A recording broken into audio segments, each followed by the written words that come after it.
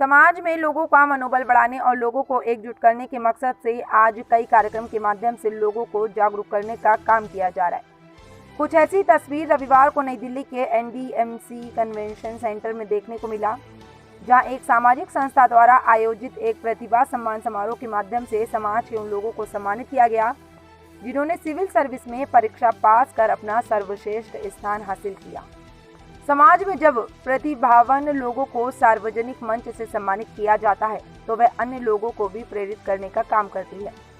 कुछ ऐसी तस्वीर रविवार को नई दिल्ली के NDMC कन्वेंशन सेंटर में देखने को मिली, जहां आयोजित एक प्रतिभा सम्मान समारोह के माध्यम से समाज में लोगों का मनोबल बढ़ाने के उद्देश्य से समाज के लोगों को सम्मानित किया गया जिन्होंने सिविल सर्विस में परीक्षा पास कर अपना सर्वश्रेष्ठ स्थान हासिल किया। यादव चैरिटेबल ट्रस्ट द्वारा आयोजित इस सम्मान समारोह में संस्था के मुख्य संरक्षक और कांग्रेस उत्तराखंड प्रभारी देवेंद्र यादव और पूर्व मंत्री उत्तर प्रदेश DP यादव अतिथि के तौर पर उपस्थित हुए। साथ ही इस दौरान समाज में अपनी उत्कृष्ट भूमिका निभाने वाले प्रबुद्ध लोग भी उपस्थित रहे। इस कार्यक्रम के माध्यम से उन लोगों को सम्मानित किया गया जिन्होंने सिविल सर्विस की परीक्षाओं में अपना परचम लहराते हुए बेहतर स्थान हासिल किया। आयोजकों ने सभी प्रतिभाओं को पुष्पगुच्छ और प्रतीक चिन्ह से सम्मानित कर उनका हौसला बढ़ाया। साथ ही कार्यक्रम की शुरुआत में सभी लोगों को सम्मान प्रतीक पगड़ी बांधकर सम्मानित किया गया। आए हुए सभी लोगों में एक खुशी का माहौल देखने को मिला। इस मौके पर कांग्रेस उत्तराखंड प्रभारी देवेंद्र यादव ने सभी को बधाई का पात्र बताया और इस कार्यक्रम की जमकर सराहना की। साथ ही कार्यक्रम में सम्मान पाने वाले प्रतिभागियों ने भी कहा कि ऐसे कार्यक्रम के माध्यम से अन्य लोगों को भी समाज के प्रति कार्य करने की प्रेरणा मिलती है। देखिए, बात यह है कि आज का जो सम्मान समारोह था वो UPSC 2023 में जिन बच्चों ने उत्तीर्ण किया है उनके सम्मान के लिए ये कार्यक्रम रखा गया था। यादव चैरिटेबल ट्रस्ट हमारा एक पुराना ट्रस्ट है जो लगातार बच्चों को प्रोत्साहित करने के लिए और धर्मशालाएं भवन बनाने में पहले से ही कार्यरत है। उसी क्रम में आज का ये कार्यक्रम रखा गया था। उम्मीद ये है कि जो बच्चे यहाँ से सम्मानित होकर जाएंगे वो कल समाज में जाकर निश्चित ही जो एस्पायरेंट बच्चे हैं जो जिनको आगे UPSC या अन्य किसी भी खेल या प्रतियोगिता में हिस्सा लेना है, उनको निश्चित ही उससे ना सिर्फ प्रेरणा मिलेगी बल्कि ये बच्चे उनको मदद भी करने में अपना हाथ बढ़ाएंगे। हमारा ये कार्यक्रम निरंतर जारी रहेगा। इसके साथ साथ हमारी ये कोशिश है कि जो एस्पायरेंट्स बच्चे हैं उनको हम कैसे प्रोत्साहित कर सकें, उनको कैसे फैसिलिटेट कर सकें कि हमारे समाज के ज़्यादा से ज़्यादा बच्चे UPSC खेलकूद या अन्य किसी भी जो भी प्रतिभा उनमें है उसको हम उभारने में किस तरीके से मदद कर सकते हैं, वो यादव चैरिटेबल ट्रस्ट उसके लिए प्रतिबद्ध है। ट्रस्ट के साथ साथ ट्रस्ट के सहयोगी संस्थाओं द्वारा उन बच्चों के लिए बहुत ही सराहनीय कार्य किए जा रहे हैं जो कि किसी न किसी परीक्षा की तैयारी में लगे हुए हैं। इस क्रम को कितना और गति देने की आवश्यकता है?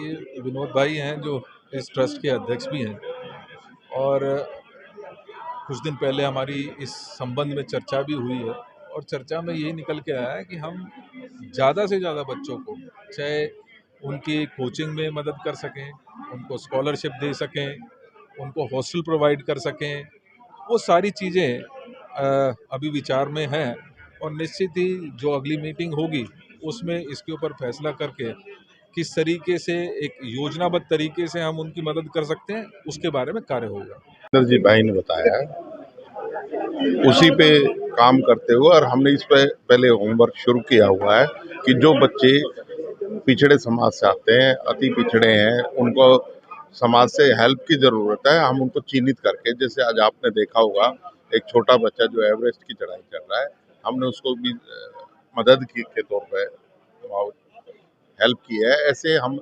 अलग अलग प्रतिभाएं अलग अलग समाज में जो लोग आगे आना चाहते हैं उनकी मदद के लिए चैरिटेबल ट्रस्ट काम करेगा।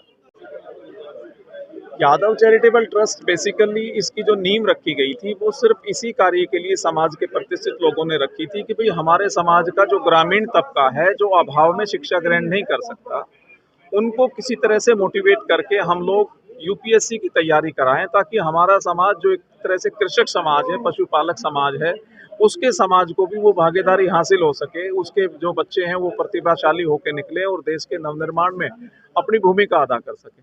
तो काफ़ी समय से हम लोग प्रयासरत थे। हमारे पास अभी यादव चैरिटेबल ट्रस्ट के पास में 2 भवन हैं, इससे कुछ भवन की आय भी बढ़ी और इससे फिर हमने चैरिटी के कार्य शुरू किए। आज का जो ये कार्यक्रम है, जो हमारे समाज के देश के आज़ाद होने के बाद प्रथम बार लगभग हमारे 43-44 जो हमारी प्रतिभाशाली हमारे जो ऑफिसर्स चयनित होके आए हैं 2022 की यूपीएससी की परीक्षा में, उनको सम्मानित करने का सिर्फ मकसद इतना ही है कि हमारे समाज की भावी पीढ़ियां इससे प्रेरित हो सके और अपने इसी तरह से तैयारी कर सके, ताकि समाज में जो लोग अब इस बार चयनित होके आए हैं उनसे वो प्रेरणा पा सके। तो आज का जो मकसद था सिर्फ चैरिटेबल ट्रस्ट का अपनी उन प्रतिभाओं को सम्मानित करने का, ये अपनी युवा पीढ़ी को इसके लिए प्रेरित करने का ही मकसद है। इसके अलावा जो चैरिटेबल ट्रस्ट की जो और एक्टिविटीज़ हैं उनको समाज के सभी और वर्गों तक पहुंचाना, ताकि वो उसका बेनिफिट ले सकें कि भाई चैरिटेबल ट्रस्ट क्या क्या फैसिलिटी अपने समाज के गरीब तबके को या ज़रूरतमंद लोगों को करता है। जी, मेरा नाम दीपक यादव है। मैंने यूपीएससी सिविल सर्विसेज एग्ज़ाम 2022 में 495वां रैंक हासिल किया है।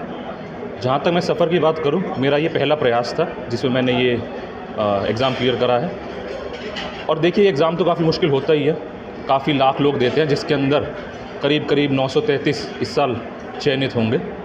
तो ऐसे कठिन एग्ज़ाम में सबको अपना आत्मविश्वास रखना पड़ता है और फोकस रखना पड़ता है। मेरा पर्सनल एक्सपीरियंस ये है कि जो गाइडेंस होती है उसका काफ़ी बड़ा फैक्टर होता है। तो मेरी सिस्टर हैं, वो भी सर्विसेज में हैं, तो उन्होंने मुझे गाइड करा, जिसकी वजह से मुझे लगता है कि मुझे काफ़ी फ़ायदा हुआ है। आपको खुद सेलेक्ट हो गए, अब अधिकारी बन जाएंगे, उन जो काम में लगे हुए बच्चे हैं जो भविष्य में कहीं ना कहीं यूपीएससी की तैयारी के लिए अपने आप को तैयार कर रहे हैं, उनको क्या संदेश देना चाहिए? मैं ये संदेश देना चाहूँगा कि ये एग्ज़ाम नॉलेज का तो है ही है, नॉलेज, इन्फॉर्मेशन, उसके अलावा ये कैरेक्टर का भी एग्ज़ाम है। तो कैरेक्टर से मेरा ये मतलब है कि आपको क्योंकि डटे रहना पड़ता है, निराशा फेस करनी पड़ती है। कई लोग कई अटेम्प्ट में देते हैं, तो आपको सेल्फ मोटिवेटेड रहना पड़ेगा, फोकस रखना पड़ेगा और इसमें टिके रहना पड़ेगा, तो ही क्लियर होता है। मेरा नाम स्पर्श यादव है। मेरी 51 रैंक आई है इस बार CSE 2022 में। मैंने NIT कुरुक्षेत्र से अपना बैचलर्स करा था, 2014 में ग्रेजुएट हुआ था। उसके बाद मैं प्राइवेट कंपनी में काम किया और एज अ फ्रीलांसर भी काम किया। और 2019 में I went for my masters in aerospace. उसके बाद मेरा रुचि बनी इसके अंदर यूपीएससी के लिए। और आई वुड से कि मेरे को गाइडेंस अच्छी थी। मेरा कज़न ऑलरेडी सर्विस में है, उसने मुझे गाइड करा और एग्ज़ाम को समझते हुए, अपने आप को समझते हुए कि मेरे में क्या चीज़ें मुझे इम्प्रूव करनी पड़ेंगी फॉर द एग्ज़ाम, वो मैंने उसके लिए ऊपर वर्क करा and finally I got a 51 rank. क्या कहेंगे, अक्सर देखा जाता है जब सर्विसेज मिल जाते हैं, कुर्सी पे बैठ जाते हैं, समाज कहीं ना कहीं दूर हो जाता है। उस समय के लिए क्या कहेंगे, क्या संदेश देना? सर, उसके लिए मैं अभी ट्रेनिंग पे जाऊंगा, जो भी सिखाया जाएगा उसे बहुत अच्छे से सीखूंगा कि जो भी स्किल्स रिक्वायर्ड है सर्विस करने के लिए, and I will learn them in a best way I can. जी सर, मेरा नाम अनमोल कुमार है। सिविल सर्विस एग्जामिनेशन 2022 में मेरी रैंक 655 रही है और ये मेरा छठा अटैम्प्ट था। किस तरीके से ये चुनौतीपूर्ण ये सफर रहा पूरा, उसको लेकर थोड़ा सा? जी सर, तो पहले अटैम्प्ट में मैं इंटरव्यू तक पहुंच गया था, पर मैं असफल रहा उस समय। फिर अगले 4 अटैम्प्ट में भी किसी में प्री नहीं निकला, किसी में मेंस नहीं निकला और इस बार छठे में फाइनल रैंक में मेरा नाम आ गया। तो बहुत खुशी हुई, काफ़ी उतार चढ़ाव देखे लेकिन हार नहीं मानी। तो 6 बार अटैम्प्ट करना कहीं ना कहीं बहुत निराशा मिलती है, तो ऐसे में उन युवाओं को क्या संदेश देंगे जो पहली या दूसरी बार में हार? मैं बस यही कहूँगा कि ज़िंदगी में लक्ष्य पाने के लिए मेहनत बहुत लगती है, तो हार कभी मत मानना। चाहे कितने भी पड़ाव आ जाए, हार मत मानो और एक प्लान भी ज़रूर रखना कि अगर ये नहीं काम करे तो कुछ और कर लो। जिस चीज़ में इंटरेस्ट हो, जिस चीज़ में मन हो, उसी में जाओ, मेहनत करो, ज़रूर सफलता मिलेगी। आपको बता दें कि यादव चैरिटेबल ट्रस्ट आर्थिक रूप से कमजोर लोगों की मदद करने के लिए उनकी शिक्षा में भी महत्वपूर्ण भूमिका निभाती है। आयोजकों ने बताया कि संस्था विगत कई वर्षों से समाज में सक्रिय रूप से अपनी भूमिका निभा रही है और समाज के लोगों को बढ़ावा देने के लिए कई कदम उठा रही है। लिहाजा संस्था द्वारा शुरू किया गया यह प्रयास वास्तव में सराहनीय है। ऐसे में जरूरी है कि इस दिशा में अन्य सामाजिक संस्थाएं भी आगे आएं और समाज के विकास में अपनी भागीदारी सुनिश्चित करें।